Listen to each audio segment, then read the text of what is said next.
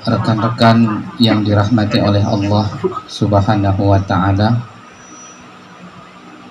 Sebelumnya saya meminta izin untuk bernapas terlebih dahulu. Jadi dari tadi itu belum bernapas lagi. Yang kedua, ada ke isinya ini? Izin untuk minum dulu. Tidak apa-apa kan? Kalau tidak dibolehkan, nanti pas saya ceramah ada contoh minum. Itu alasan supaya tetap minum juga akhirnya. Jadi dari awal minta izin aja Pak, duluan minum. Ini penuh betul, makanya supaya tidak terlalu penuh.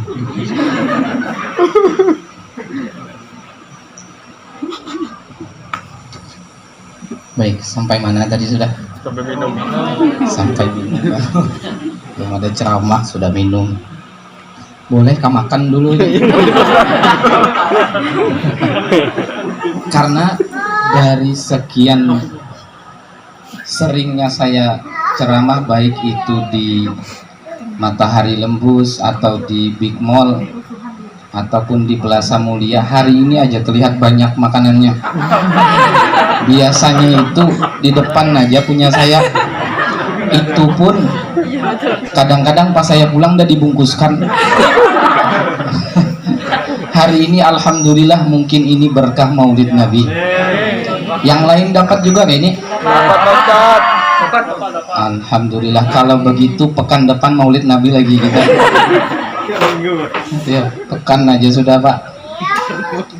Itulah kemudian kenapa kalau ditanya acara kita itu maulid ke maulud?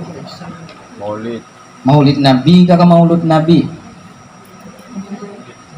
Ayo. Nah, tambahannya itu maulid Nabi atau maulud Nabi? Maulid.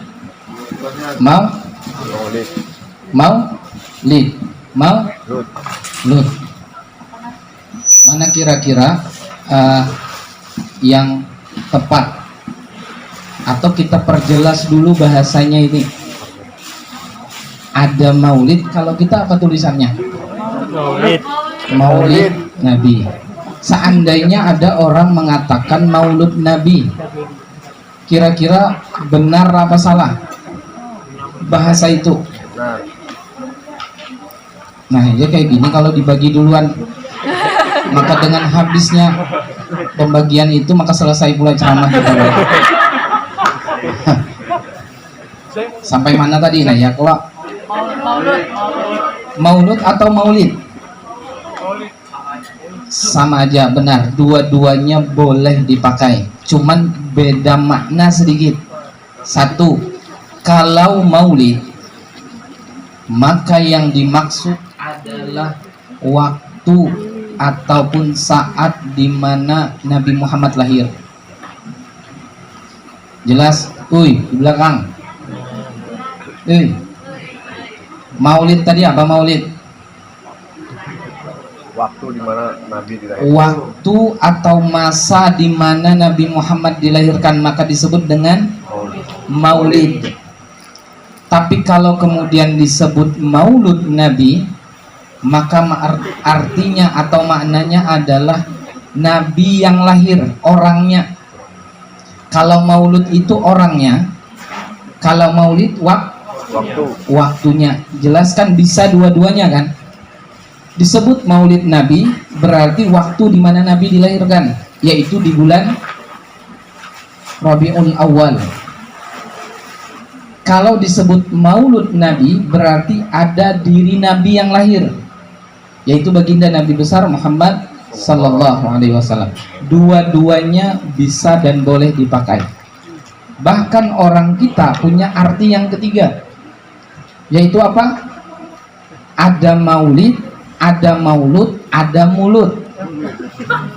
Mulut inilah acara intinya. Ya sudah, dibagikan kue duluan itu. Biar pakai masker tetap harus ada mulut yang terbuka. Ya makanannya itu. Jelas ya? Ini yang pertama perlu dipahami, kenapa ada istilah maulid, ada istilah maulud. Jelas? Saya ulangi di belakang. Uy. Sibuk berbagi wadah itu. Maulid tadi apa maulid? Waktunya, harinya, masanya. Kalau maulud orangnya yang lahir. Kalau mulut acara makan-makannya. Cocok sudah 3, kita ada 3-3-nya. Itu yang pertama. Yang kedua, waktu Nabi Muhammad Isra dan Mi'raj. Nah, kita ini Isra Mi'raj ke Maulid Nabi kan? Nah, apa-apa cerita Isra Mi'raj karena itu aja bahannya ada untuk ceramah. Waktu Nabi Isra Mi'raj didampingi malaikat Jibril terakhir ketika hendak bertemu dengan Allah, malaikat Jibril kemudian mengundurkan diri atau bertahan tidak lagi ikut Nabi Muhammad. Bahkan malaikat Jibril berucap, laudanautu umbulatan lah taraktu. Wahai Muhammad, ini batasan akhir. Saya sudah tidak bisa ikut lagi melewati batasan ini. Kalau saya ikut batasan ini selangkah aja, maka saya akan terbakar, kata malaikat Jibril. Akhirnya yang benar-benar bertemu dengan Allah pada saat itu hanya Nabi Muhammad. Malaikat Jibril yang dari awal mendampingi itu berhenti di tempat tersebut. Hubungannya dengan Maulid hari ini, sekelas malaikat Jibril yang adalah paling utama para malaikat itu tidak mampu mendampingi Nabi. Tapi ada yang biasa-biasa saja ternyata bisa terus bersama dengan Nabi. Di antaranya apa? Sendal Nabi. Nabi Muhammad punya sendal, punya terompah, itu dibawa sampai bertemu dengan Allah. Malaikat Jibril, malaikat padahal tidak mampu mendampingi melewati batasan itu. Rahasianya apa? Rahasianya sendal itu melekat di badan Nabi, makanya mampu melewati batas itu. Hubungannya dengan kita adalah hari ini kalau kita mau selamat nanti di akhirat, bahagia di dunia ini, apa kata Al-Quran? Qul in kuntum tuhibbunallaha fattabi'uni. Jika kalian benar-benar beriman, cinta kepada Allah, fattabi'uni, maka ikuti Nabi. Ini pesan dari acara kita hari ini, bahwa sejatinya kita mengadakan acara bukan fokus di acara intinya mulut itu tadi, tapi bagaimana kita bisa mengenal dan lebih dekat dengan Nabi. Kalau ditanya hari ini, kita pasti akan jawab semua, kira-kira kita cinta dengan Nabi atau tidak? Cinta dengan Nabi atau tidak? Belakang. Cinta dengan Nabi atau tidak? Cinta kan? Tapi ternyata cinta itu akan dianggap sebagai teori dan ilusi saja jika tidak teraktualisasi. Wah, ngerti kan? Itu saya 2 minggu menghafalinya. Bahasa itu supaya bagus. Maksudnya hari ini bahkan tiap tahun kita alhamdulillah mengingat atau peringatan Maulid Nabi. Tapi kalau hasilnya acara mulut saja, maka sia-sia akhirnya acara yang kita buat ini. Maka prinsipnya hari ini yang ingin disampaikan bahwa Qul in kuntum tuhibbunallaha fattabi'uni. Mulai hari ini siapa tadi yang berucap saya cinta dengan Nabi, maka dia punya kewajiban bagaimana hidupnya harus sesuai atau melakukan apa yang kira-kira Nabi suka yang dia lakukan. Jelas? Jelas? Kalau kita mau buat konten, kemudian ada TikTok, maka yang perlu ditanyakan, kalau saya seperti ini dan Nabi tahu yang saya lakukan ini, kira-kira Nabi setuju atau tidak? Itu yang akan jadi pertimbangan kita, dan itu bukti kalau benar-benar kita cinta dengan Nabi. Jelas? Setiap kali kita mau melakukan kegiatan apapun, baru kita berpikir, kalau Nabi tahu yang saya lakukan, kira-kira Nabi senang atau tidak. Ketika Nabi tidak senang, kemudian kita tinggalkan, dan itu adalah bukti bahwa kita benar cinta dengan Nabi. Bukan hanya sebatas mengadakan peringatan maulid itu. Jelas? Kita mau melakukan aktivitas apapun, kira-kira pertimbangannya itu gini, kalau Nabi tahu saya melakukan ini, kira-kira Nabi setuju atau tidak. Ketika kita punya pikiran seperti itu, dan begitu kita merasa Nabi tidak suka kalau saya menjalani ini, maka saya tinggalkan, maka pada saat itu kita tergolong orang-orang yang benar cintanya kepada Nabi. Tapi kalau hari ini ditanya kita cinta atau tidak dengan Nabi, kita jawab cinta, tapi nyatanya setelah ini atau di luar dari tempat ini, kita melakukan sesuatu yang Nabi itu kalau melihat kita merasa sedih. Nabi itu merasa, bahkan kita khawatir Nabi tidak ingin mengakui kita sebagai umat. Maka pada saat itu cinta yang kita ucapkan hanya sebuah ilusi belaka. Jelas? Dan setiap orang yang cinta ditandai diantaranya adalah dengan sering menyebut nama orang yang dia cintai. Itu tandanya kita tuh sehari minimal ada menyebut nama orang yang kita cintai, menyebut nama Nabi Muhammad sallallahu alaihi wasallam. Artinya dalam sehari jangan pernah lupa menyebut nama Nabi dengan cara yaitu membaca sholawat. Dan ini kemudian bukti cinta kita. Bagaimana bacaan sholawat? Ada begitu banyak sigat ataupun cara baca. Bisa dengan yang sederhana, sallallahu ala Muhammad, salawat namanya. Allahumma salli ala sayyidina Muhammad, salawat juga. Dan begitu banyak bacaan-bacaan salawat lainnya. Minimal dalam sehari itu kita ada menyebut nama Nabi kita. Karena nanti di akhirat ketika kita mengaku, ya Rasulullah, saya juga umatmu dan saya minta bantuanmu. Kata Nabi, rasa-rasanya dulu waktu engkau di dunia, engkau jarang menyebut namaku, engkau jarang menyebut diriku, dan hari ini rasanya aku juga tidak ingin memberikan bantuan kepadamu. Tidak ada kemalangan yang lebih malang ketika Nabi sampai berucap kepada kita hal tersebut. Ini poin pertama dari bukti kita mencintai Nabi. Yang kedua, Nabi itu malaikat atau manusia? Nabi manusia. Kalau manusia berarti Nabi juga makan. Nabi juga minum. Nabi juga Nabi juga banyak itu berjalan, berpakaian.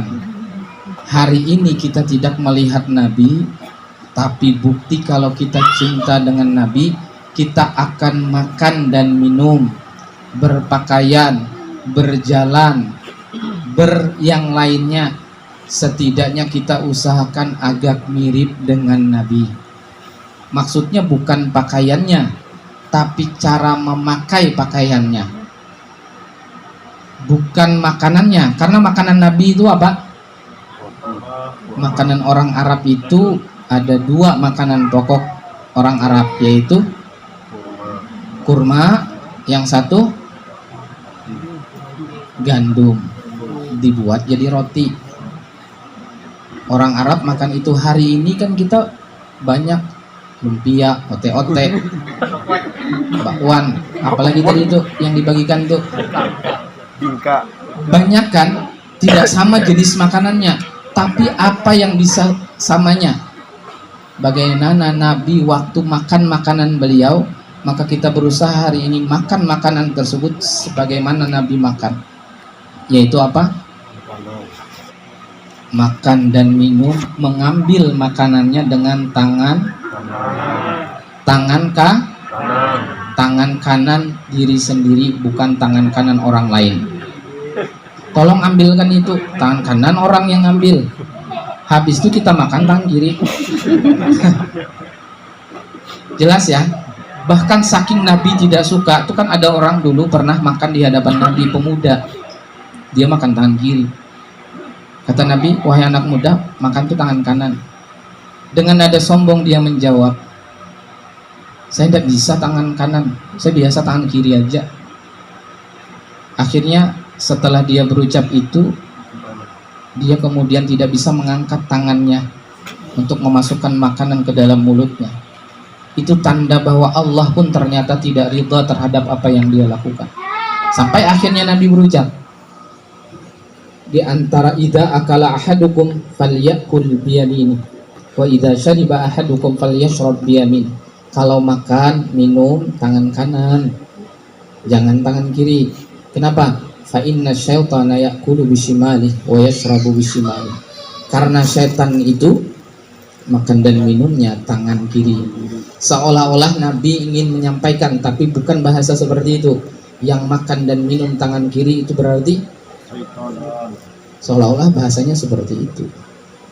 Ya, hari ini kita akan melihat kawan-kawan kita makan sama-sama. Begitu ada kawan kita makan tangan kiri, berarti kawan kita itu ada kasir, biasa jaga kasir. Begitu giliran dikasih makanan, makan dia. Cuman makannya tangan kiri, berarti kasir ini yang sudah menikah. Adakah yang sudah menikah? Yang sudah punya istri atau yang sudah punya suami makan bersama, ternyata pasangannya atau suaminya makan tangan kiri, berarti suaminya ayo ketulahan itu. Sama laki-laki punya istri, istrinya masak, selesai masak makan sama-sama, sekalinya istrinya makan tangan kiri, berarti istrinya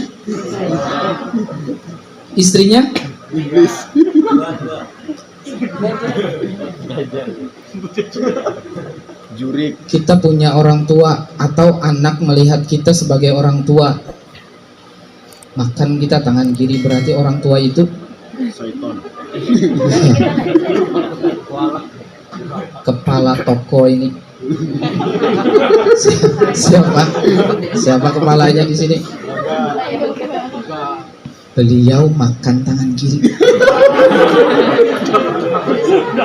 Untung beliau nggak ada juga yang berani nyebut itu. Kalau berani nyebut, yakin sudah pindah ke Botswana sana itu. Berarti apa? Sama aja siapapun orangnya. Makanya pas makan dan minum tangan kanan itu niatkan karena Nabi minta kayak gitu. Bukan masalah kita biasa atau tidak biasa. Ada orang yang memang terbiasa tangan kiri. Memang dia punya kebiasaan tenaganya lebih kuat di sebelah kiri. Tapi kalau urusan makan kan tidak perlu kuat-kuat tenaga. Berapa berat sih gelas atau makanan itu? Iyalah kalau dia bekerja misalkan motong rumput atau buka menarik sesuatu, dia harus tenaga yang kuat, silahkan tangan kiri, karena Nabi tidak memaksa untuk itu. Tapi untuk urusan makan, biasa atau tidak biasa, ini bukan tentang biasa, tapi ini tentang bagaimana mengikuti apa yang Nabi minta. Contohnya kayak gini, nah, kan angkat tangan kanan, baru minum. Kayak gini, nah contohnya, lihat enggak? Karena kurang dari awal tadi. Dan Nabi itu ternyata tidak pernah minum kayak tadi itu langsung sekalian tuntas, tapi dibagi-bagi dengan nafas bahasanya. Maksudnya ini segelas, kalau kita kan bisa aja habis langsung, apalagi pas haus-hausnya. Gelas yang besar daripada ini pun begitu kita minum habis langsung, bahkan gelasnya hampir tetelan. Ternyata Nabi mengajarkan bukan seperti itu. Nabi itu ingin mengajarkan umat Islam ini punya akhlak dan dilihat baik sekali. Maka minumnya kayak gini contohnya. 2-3 kali minumnya. Nanti aja tinggal dikit lagi. Kalau diminum habis. Jelas kan? Jelas. Jelas lah. Artinya kita minum itu bukan karena kita biasa tangan kanan, tapi karena kita ingin sama dengan Nabi. Harapannya apa tadi? Kalau kemudian orang yang bisa sama dengan Nabi, seperti sendal yang melekat di diri Nabi tadi, itu sampai ketemu dengan Allah.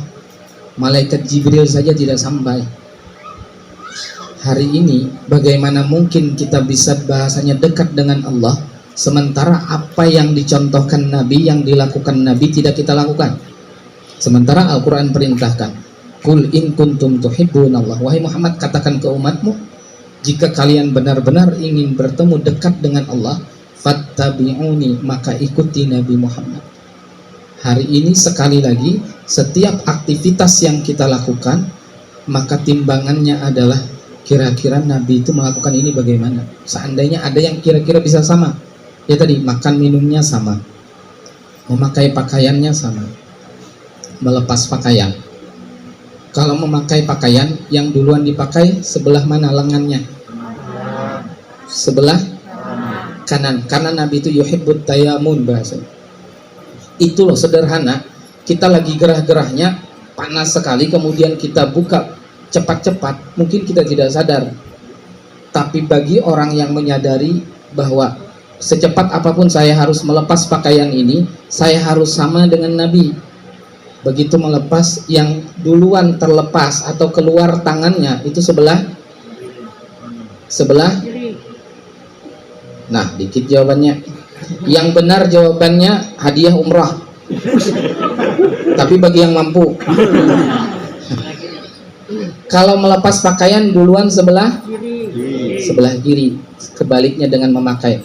Bahkan contohnya gini, nah, orang mau wudhu, kayak perempuan kan sama aja, laki-laki yang lengannya panjang. Kalau kita mau wudhu itu kan, ini kan dinaikkan dulu kan. Nah, ternyata menaikkan itu Nabi itu juga dulu memakai pakaian yang lengannya panjang. Dan Rasulullah pernah menggunakan itu ketika beliau hendak berwudhu. Coba perhatikan sejauh itu sahabat memperhatikan. Begitu Rasulullah mau wudhu, kemudian menaikkan lengan baju beliau, beliau tidak pernah menaikkan yang duluan sebelah kanan, tapi sebelah kiri duluan, menyatakan bahwa ini dianggap kayak melepas pakaian. Nah, itu loh sederhana. Nanti kita ada masanya bukan untuk wudhu, kadang-kadang kan kita agak gerah, akhirnya kita naikkan lengan tangan kita, lengan baju itu. Nah, hal seperti itu kalau hari ini kita masih memikirkan tentang hal sekecil itu, maka itu sudah ada tanda bahwa kita ingin benar-benar mirip sama dengan Nabi. Semua orang yang mirip sama dengan Nabi, maka pasti akan dimasukkan di tempat yang sama dengan Nabi, yaitu dalam surganya Allah Subhanahu wa ta'ala. Nabi Muhammad itu kemudian diberikan kebahagiaan dunia, kesenangan dunia, dalam arti beliau tidak banyak punya pikiran ataupun kekhawatiran terhadap dunia ini. Begitu pula rasa yang akan Allah berikan kepada kita. Dari sisi penghasilan, dari sisi ekonomi, mungkin kita tidak terlalu banyak punya penghasilan, tapi ketika rasa yang diberikan Allah kepada Nabi Muhammad juga diberikan kepada kita, karena kita coba menyamai apa yang dilakukan Rasulullah, maka pada saat ini berapapun penghasilan yang kita dapat, hati kita tidak akan merasa kurang ataupun merasa kemudian serba tidak cukup. Itu yang namanya berkah dalam hidup. Jadi momen-momen seperti ini ingin diingatkan kembali. Nabi Muhammad itu lahir, Islam belum datang. Karena Islam itu datang setelah Nabi Muhammad diangkat jadi Nabi. Umur beliau berapa? Diangkat jadi Nabi di umur 40 tahun. Berarti waktu beliau masih kecil belum disebut dengan Islam, agama, bahasa yang seperti kita anu. Tapi coba perhatikan, Nabi Muhammad itu terlahir dari seorang perempuan yang memiliki seorang bapak. Nama bapaknya siapa? Nama bapak Nabi Muhammad Abdullah. Abdullah itu bahasa Arabnya, abdu itu hamba, Allah itu Allah. Orang Arab banyak yang namanya hamba patung, hamba macam-macam, tapi orang tua Nabi bernama Abdullah. Padahal pada saat itu belum bahasa Islam resmi tiba. Begitu lahir diberi nama Muhammad. Pada saat itu belum ada orang Arab yang bernama Muhammad. Muhammad artinya adalah orang yang terpuji. Maknanya sama dengan Ahmad. Muhammad atau Ahmad artinya sama, adalah orang yang terpuji. Pelajaran berharganya untuk kita adalah suatu saat kita punya keturunan, maka pastikan memberi nama anak nama yang baik, setidaknya secara arti, baik itu bahasa kita ataupun berbahasa Arab, dan tidak mesti harus bahasa Arab. Yang penting namanya jangan jelek. Makanya hukumnya makruh. Kalau hari ini ada orang yang sudah dewasa namanya buruk sekali, guguran tai namanya, maka hukumnya sunnah dia merubah nama itu untuk mengikuti Nabi yang dari awal lahir itu sudah diberi nama baik. Besok-besok kalau punya anak, maka pastikan nama anaknya jangan nama yang supaya viral aja. Kenapa diberi nama kayak gitu anaknya? Agus Lontong, supaya viral atau supaya terkenal. Bukan seperti itu dalam Islam. Tidak mesti harus bahasa Arab, terserah dengan bahasa apa, yang penting artinya atau maknanya baik, niatnya untuk mengikuti Nabi yang punya nama yang baik itu. Bahkan lebih daripada itu, orang yang punya keturunan anak, punya anak laki-laki 2, lebih daripada itu tidak ada diberikan atau disematkan Muhammad atau Ahmadnya, maka hukumnya makruh anak-anak tersebut. Makanya nih yang belum nikah, yang kemudian akan menikah nanti punya anak, cita-citakan dari sekarang, kalau anak laki-laki maka akan diberi nama salah satunya, atau kan boleh aja namanya panjang, tapi di antara kalimat dalam nama itu ada Ahmad atau Muhammad. Niatnya tafaulan bahasanya, agar supaya setidaknya akhlaknya siapa tahu lebih dekat atau bisa bahkan sama dengan akhlak Nabi Muhammad. Siap ya kalau punya anak dikasih Ahmad atau Muhammad namanya? Siap? Siap belum nih? Oke. Dan mudah-mudahan dengan niat tersebut segera Allah berikan pasangan atau jodohnya. Jadi niatnya, ya Allah, saya kalau punya pasangan nanti kemudian kami dikaruniai anak, insya Allah kalau laki-laki ada Ahmad atau Muhammadnya kami berikan nama. Tujuannya biar bisa setidaknya mendapatkan keberkahan dari nama tersebut. Sampai jam berapa kita nih? Selama Pak. Sampai jam? Baik, sampai jam 11. Saya pulang duluan tapi. Terakhir sudah ini 9 sampai 9.35, berarti 3 menit aja lagi. Sudah potong duluan aja, sekarang aja sudah selesai. Apa tadi yang mau saya sampaikan? Yang terakhir. Sudah habis aja sudah. Kata-kata terakhir tadi ternyata kata yang habis. Kira-kira dari yang saya sampaikan berbusa-busa tadi itu ngerti nggak? Ngerti ya? Saya coba bahasakan dengan bahasa yang rasa-rasanya tidak sulit. Ngerti ya? Sudah kalau ngerti. Sudah bubar. Jadi intinya saya pribadi termasuk dimanapun ketika diminta tausiah Maulid Nabi, saya selalu ingin mengajak bagaimana apa setelah ini aktivitas kita atau tingkah kita pertimbangannya Nabi Muhammad suka atau tidak. Ketika Nabi Muhammad suka, maka dipastikan Allah juga akan suka. Ketika Allah dan Nabi itu telah suka kepada kita, maka kehidupan dunia akan diberi kemudahan, bahkan akhirat nanti akan diberikan yang terbaik untuk kita. Kacang kedelai meleleh, selesai deh. Habis berarti kalau sudah sampai situ. Baik, saya rasa itu aja. Mudah-mudahan ada manfaatnya dan mohon maaf atas segala kekurangan. Kalau ada sumur di ladang, boleh kita numpang mandi. Kalau ada umur panjang, boleh kita mandi lagi.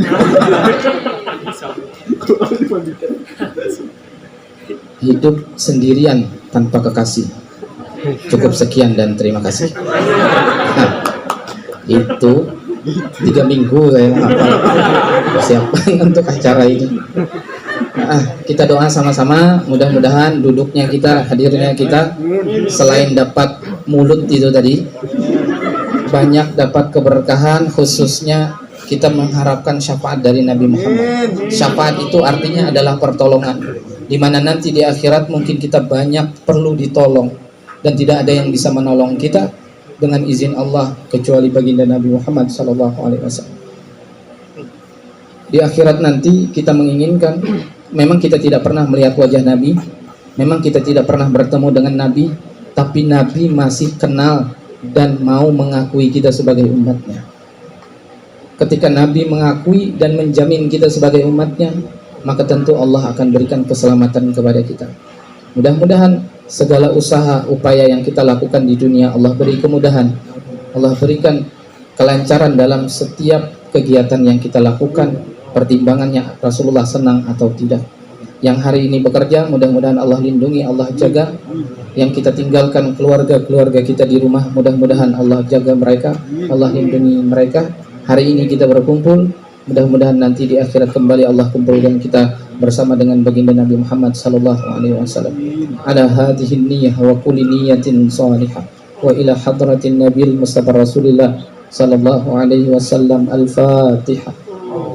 Bismillahirrahmanirrahim. Iyyaka na'budu wa iyyaka nasta'in ihdinas siratal mustaqim siratal ladzina an'amta 'alaihim ghairil maghdubi 'alaihim waladdallin. Amin amin ya rabbal alamin. Bismillahirrahmanirrahim. Alhamdulillahi rabbil alamin. Wassalatu wassalamu ala asyrafil anbiya'i wal mursalin sayyidina wa maulana Muhammadin wa ala alihi wa sahbihi ajma'in. Allahumma ij'al hadzal jam'a jam'an maghfuran wa tafarraqana min ba'dihi tafarruqan ma'suman. Allahumma anfa'na bima 'allamtana wa 'allimna ma yanfa'una wa zidna ilma wa fahma bi rahmatika ya arhamar rahimin.